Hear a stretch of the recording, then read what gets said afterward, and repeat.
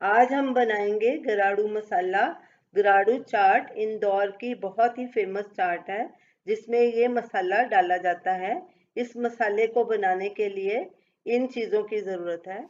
जीरा भुना हुआ 2 टीस्पून, 1.5 टीस्पून सौंठ यानी कि जिंजर पाउडर, आधा टीस्पून लाल मिर्च पाउडर, चुटकी भर हींग, आधा चम्मच सेंधा नमक, आधा चम्मच काला नमक।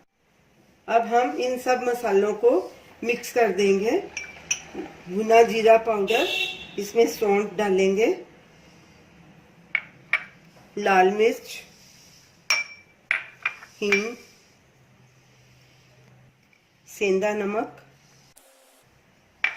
और काला नमक। इन सब मसालों को अच्छे से मिक्स कर लेंगे। गराड़ू मसाला तैयार है।